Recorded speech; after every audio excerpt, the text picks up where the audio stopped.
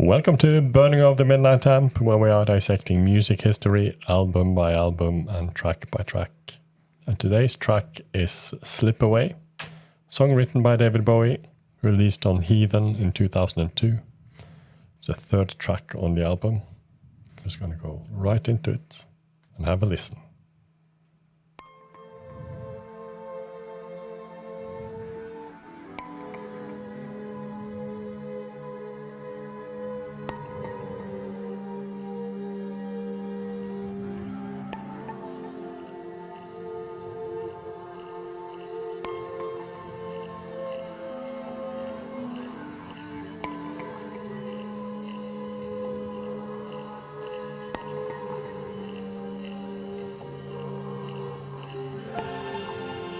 Waits for just another day,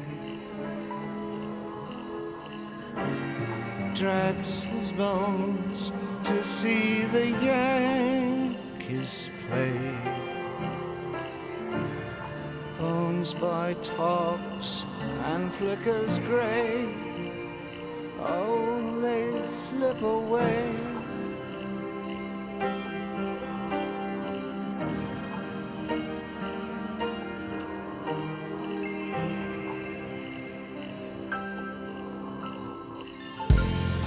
Once a time, they nearly might have been bones and oogie on a silver screen. No one knew what they could do except for me and you. They slip away.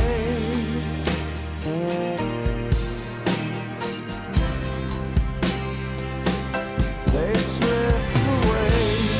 Don't forget to keep your head warm. Twinkle, twinkle, Uncle Floyd. Watching all the world and war-torn.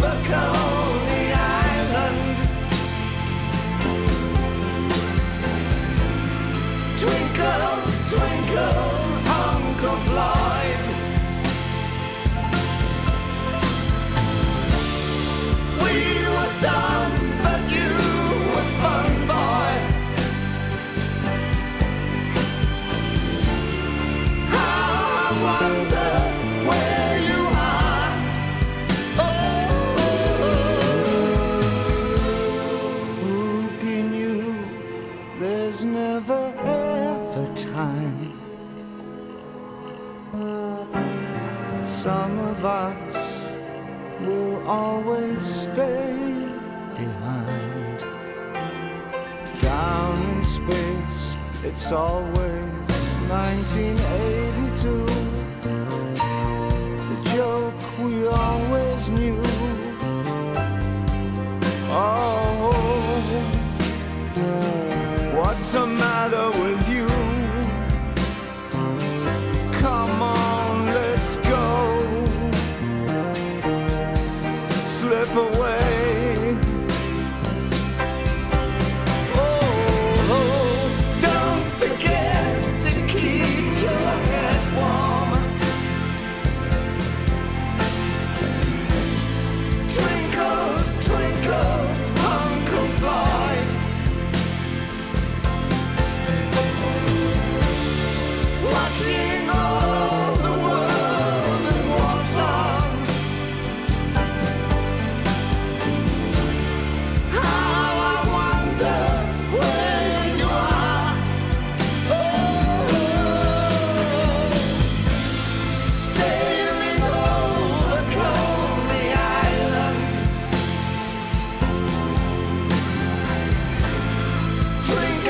Twinkle, Uncle Floyd.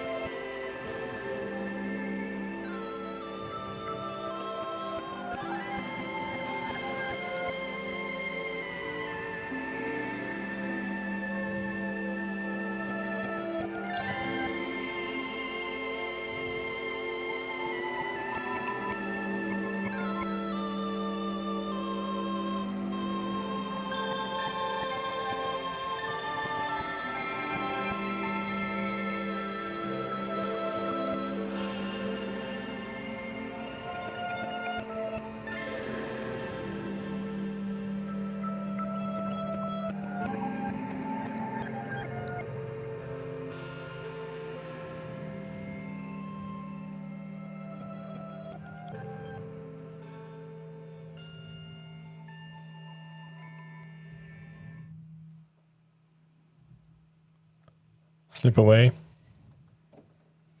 Yeah, it doesn't slip away from me. It's one of the standout tracks Yeah. on the album, I think. I agree. It's just brilliant. Beautiful, beautiful ballad about lost happiness. Very melancholic. It's that great chorus that just sweeps you away. Lost happiness and a strange TV character. Yeah, that's a contrast between the subject matter and the... It has a very odd inspiration, but it's a beautiful context. I mean, this is a TV show, maybe on paper a children's TV show, but with dolls and made by a guy called Floyd Vivino. Basically a one-man show, I think. Quite local to New York, but with a humor that made many adults love it. And maybe it was quite adult humor as well in there at times. It's almost an underground show on local television stations, and you can hear a couple of people in the audience laughing. Maybe that's the people working, the technicians and so on. And yeah, it sounds like the production team in the background. Yeah, it looks like it's made in a basement. Maybe it was. It was introduced to Bowie by John Lennon. So they used to sit and watch this together and thought it was hilarious and rolling around on the floor laughing. So this was while Bowie was performing The Elephant Man on Broadway in New York. So it's not long before John Lennon was shot. So I guess it's also Bowie reminiscing about his good friend John Lennon at the time who had passed away. And it's like looking back at the good times. Bowie himself said that it was... he said that saying Uncle Floyd, where are you now? It's really like Ray Davies saying, where have all the good times gone? The King's song. Mm-hmm. So yes, that's my yearning song as far as looking backwards. But most of it is about looking rather anxiously into the future. Yeah.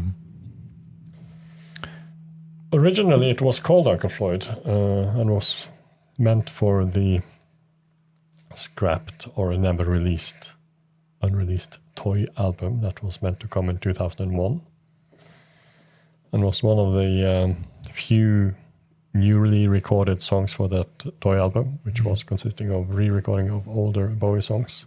Only 3 new songs. And these 3 new songs, including this one, was meant to be recorded in sort of the old style of David Bowie from the 1960s. And they were also meant to have kind of like a nostalgic theme to the lyrics.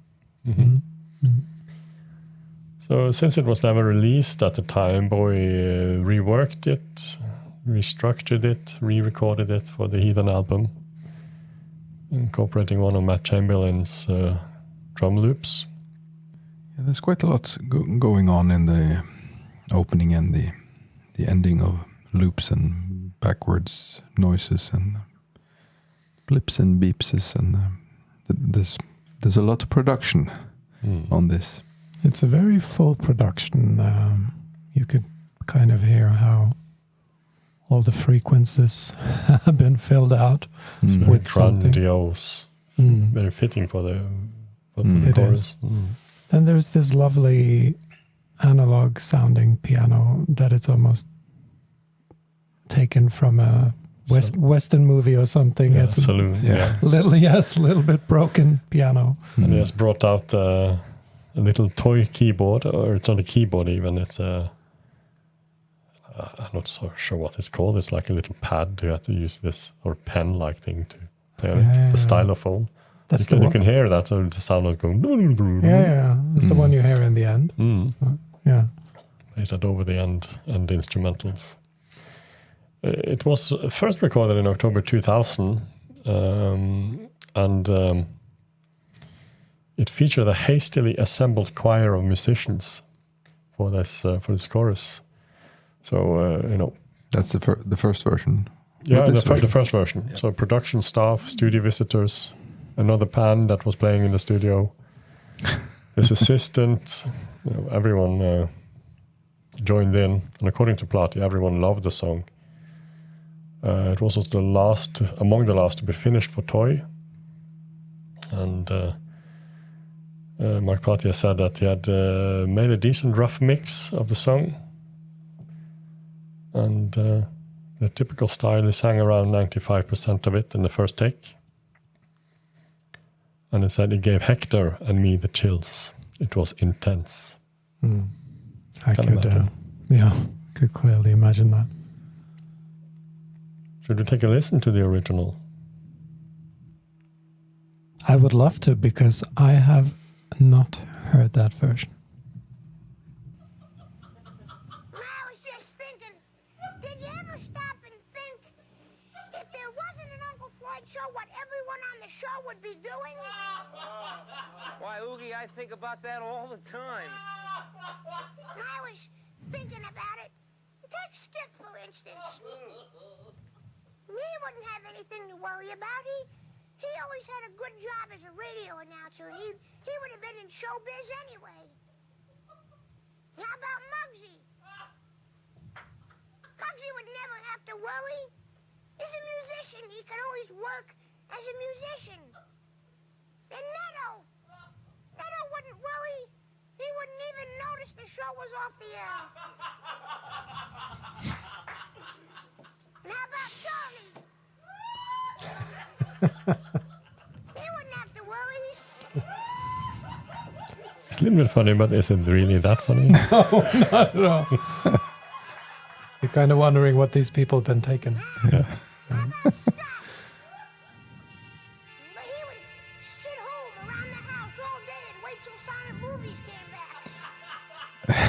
This is almost like the opening of Dum Dum Boys by Iggy, co-written by Bowie, where he just names his old band members and where's he and Wait, just another day. Drags his bones to see the Yankees play. Bones by talks and flickers gray. Oh, they slip away. Slip away.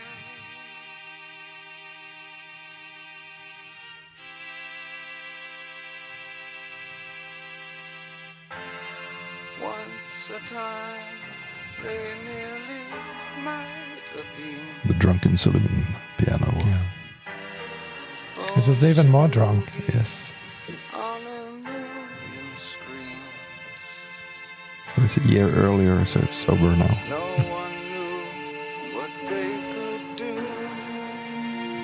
except for me and you. They slip away.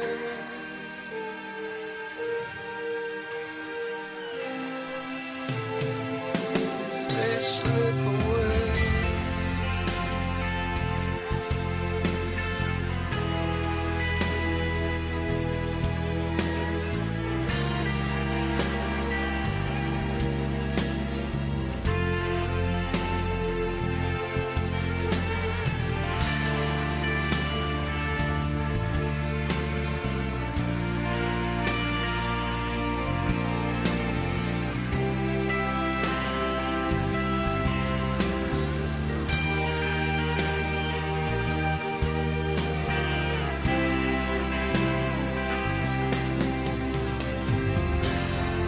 Boogie knew there's never ever time. Some of us will always stay behind. Down in space, it's always 1982. The joke we always knew. Oh, what's the matter with you? Come on, let's go. Slip away. Oh, don't forget to keep your head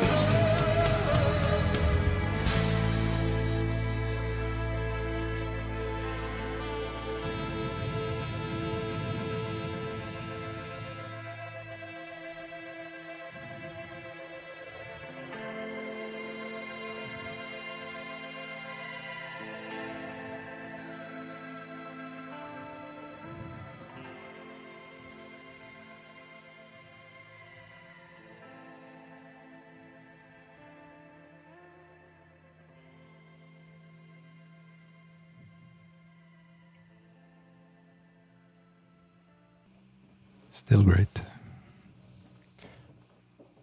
It is. I was most surprised, as this is the first listen I've had to this original, that basically all the ideas and the structures were already there for the toy album, and maybe accentuated a bit more. It's a very good version, and I think I almost prefer the way the drums are made in here. It's even more effective. Overall, I would say I would prefer the Heathen version. It is more grandiose. It hits you more when the chorus comes, which you get to twice. It's more ready. This is more. I mean, it hasn't been released officially, so it could be an unfinished version of it. But still, it's. I think the structure is interesting because it's differently structured, so it just builds and builds and builds and builds in this version instead of going back and forth as the other one, the Heathen version, does. And it's a less crammed with details and noises and loops and things in the opening and the ending. So I think the instrumental ending here, I think, is very beautiful because you can hear it more pronounced than in the other version. Yeah, you can. You can also. And also the opening. So yeah, and the opening, they used the same trick with David's vocals, which is a bit closed in the beginning, and then they kind of open his vocal with this effect, or gated. I don't know what it is, but it's the same in here. That it's also a nice trick that's being done. But I'm not sure about the sample from Uncle Floyd show. Well, but it's fun though. It's fun, but it's if you put the song on repeat, it would be it would be tiresome. It would be terrible. You would skip that immediately. But then you understand what the song is about without hitting Wikipedia first. But in the context of the album, it was supposed to go on. You understand the choice. You mentioned the drumming here, and that's played by Sterling Campbell on this version. Yeah. Definitely a different style. Very different, yeah. All toy tracks. He has this way of slowing down and then jumping back into the beat. So intro a bit long, as we talked about, and the audience seemed to enjoy it though. and we've seen some other clips on YouTube of the show itself. It almost sounds like it's the same guy. Yes, it has to be. Yeah, it has to be the same guy. But I think they had an audience because Bowie attended a live Uncle Floyd show once, and he was photographed wearing an Uncle Floyd button badge. And he went back afterwards and met Floyd backstage, but he wasn't aware who Bowie was. Amazing. And shortly before the release of Heathen, obviously many years later, Bowie called Floyd and told him about the song Slip Away. That was nice of him, I guess. It was.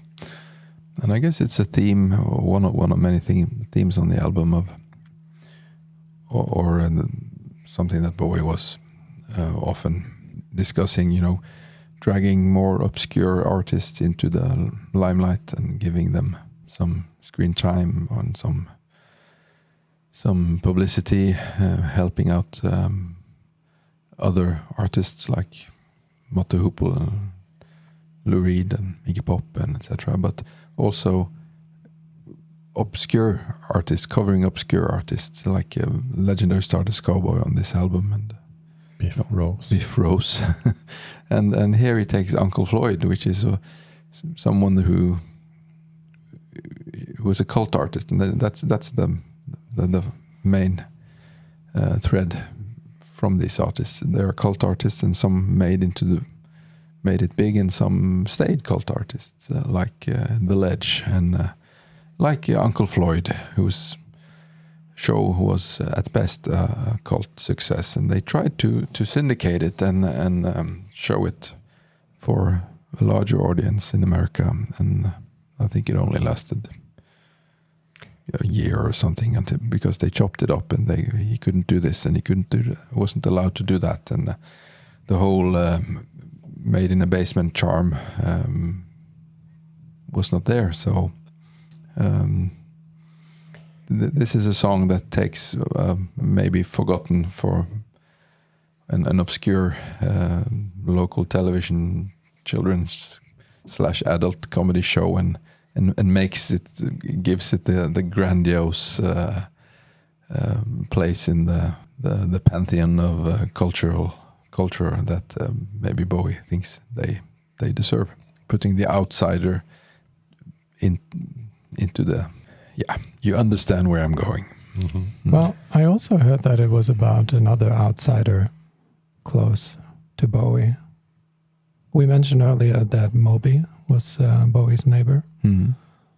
And I heard Moby on this the Broken Records podcast, and he said Bowie invited him in to listen to a demo. Mm-hmm. And he put on Slip Away. Mm-hmm. And then he asked Moby afterwards, like, so what do you think? And Moby was kind of like taken aback. And first of all, what am I doing here? And second of all, Bowie is asking me what I think of one of his unreleased songs. And this song, which I guess many of us could agree with, is it's a really beautiful ballad. And Moby just said to him that, David, this is probably one of the most beautiful songs you have ever written. Mm.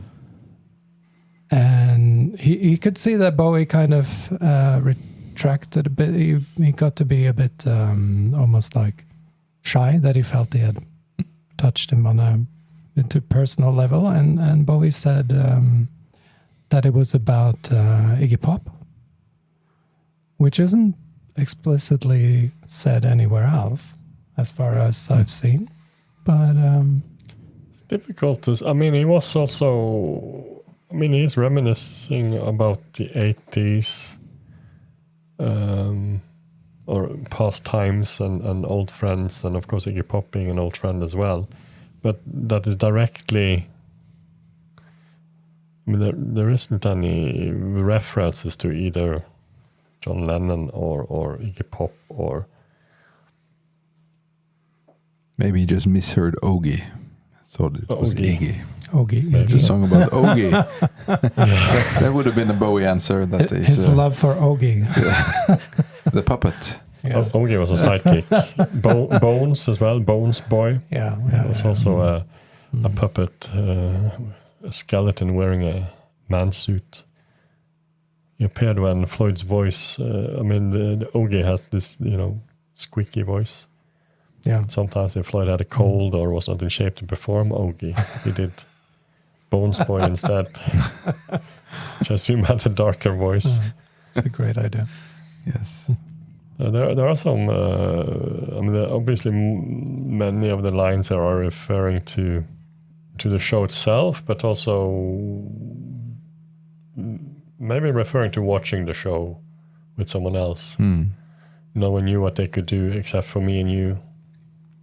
Yes, it's the exclusive club of the people who, the cult. We are the cult that knows about the Uncle Floyd show. Me and you. He seems to sing to Uncle Floyd here, Twinkle, Twinkle, Uncle Floyd. I wonder where you are. We were dumb, but you were fun. Somewhere out in space. I love that line. Down in space, it's always 1982. Yes. Obviously, the radio waves, the TV waves, they float out in space, and somewhere there is still possible to, I guess, see. It's almost the space oddity, the image of something floating in eternity in space alone. And here it's this, time's capsule from 1982, just above there, hovering somewhere. It's also to me it's slightly unsettling also, that line. It's like he's talking about you get the impression it's obviously a time that he appreciated a lot, and that has passed, that's gone, and now it's much more melancholic. He's missing those times, and it's the feeling of passing of time. Things have ended, and in that context, it maybe fits into the aging aspect as well, in a way, looking back. Yeah, I'm also feeling that, and the sense of time, which when we're actually living it, is different than when we are reliving it. Because there is a line in a completely different song, actually, the song "Time" by Pink Floyd, where they sing, "Suddenly 10 years have gone, no one told you when to run. You missed the starting gun. You missed the starting gun. No one told you when to run." That's what I'm singing. yeah, And those lines also, they really strike me. That's sort of my, not nightmare, but something that's very unsettling to me, that suddenly have wasted a lot of time or opportunities that are missed, or and I get the similar unsettling feeling with some of the lines in this song. Yeah, it fits in with the thread of mortality songs or autumn songs that goes through all his 5 last albums, and the nostalgia fits well with the rest of the songs of Toy, where it were originally intended. And but I think the outsider cult artist, in where he highlights more unknown artists, that's more of a heathen thing, because there was one I forgot to mention when I discussed it a couple of minutes back. That's Daniel Johnston, who's also an underground artist that Bowie loved, and a track that was meant for this album but ended up as a B-side. Wood Jackson is a very Daniel Johnston-ish song. It could be Bowie's way of paying tribute to him, because when Bowie were the curator of the Meltdown Festival, he actually brought in both the legendary Stardust Cowboy and Daniel Johnston, and he put them on the same stage the same night with the break in between.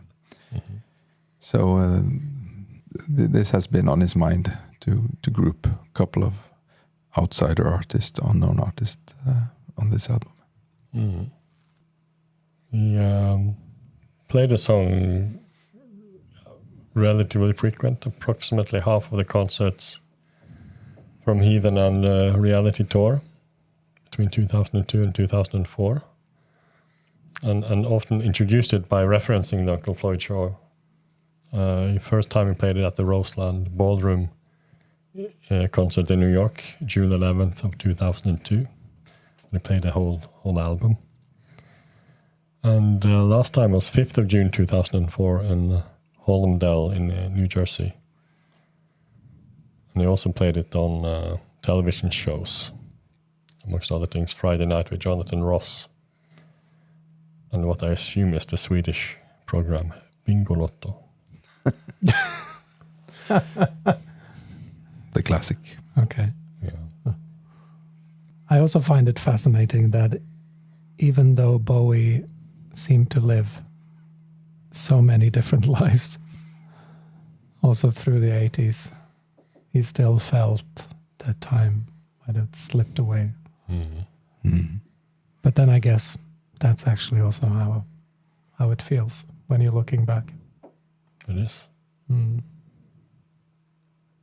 Time flies, that's for sure.